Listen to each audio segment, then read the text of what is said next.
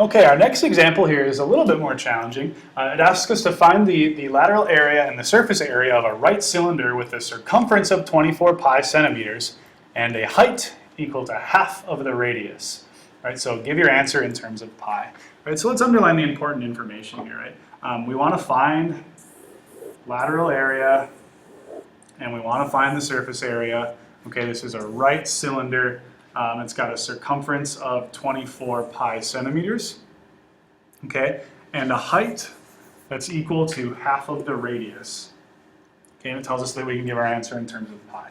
Okay, well, what we don't know is we don't know the radius of this right cylinder. So we have to use the information given to figure out what is the radius, because it compares the height to the radius. And since we don't know the radius, we got to figure it out. Okay, well, let's use the given information, right? We know that the circumference equals 24 pi centimeters.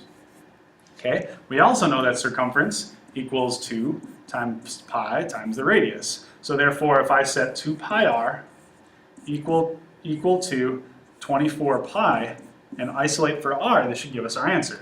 So I'm going to go ahead and divide by 2 pi, divide by 2 pi, okay? And I figure out that this will cancel, and I'll have the fact that my radius is equal to 12, okay? Now again, that is not actually our answer to anything, okay? It just helps us get to our answer, right? So we have two sections here, right? We want to know the lateral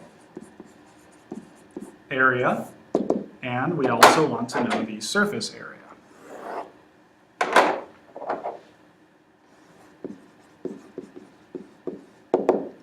Okay, and so remember the lateral area is going to be found by basically taking the circumference of the base, which is going to be 2 pi r, multiplied by the height.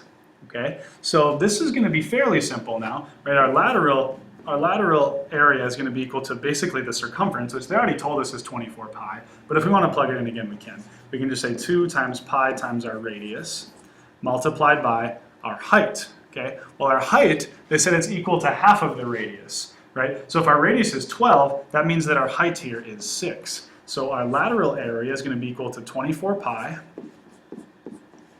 times 6, which is going to give us 24 times 6. Unfortunately, I don't feel like doing that in my head right now, so I'm just going to take 24 times 6, and that gives me 144. So I get 144 pi, and this is going to be square centimeters.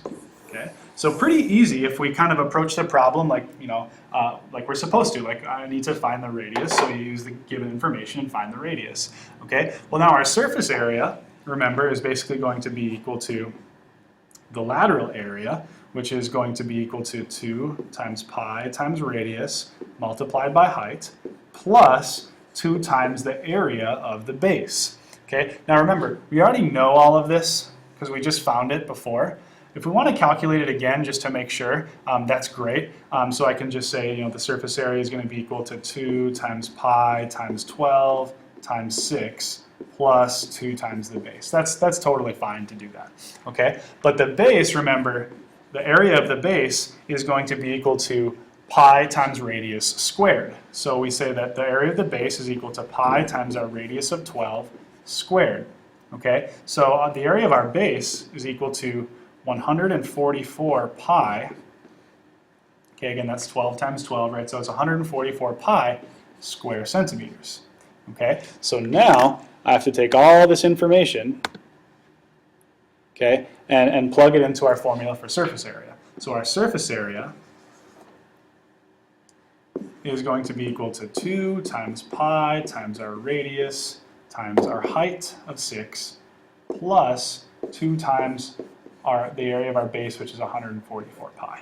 So we'll get, again, we'll just double check that 2 times 12 times 6 is going to give us 144. So we get 144 pi plus 2 times 144 pi is going to give us 288 pi.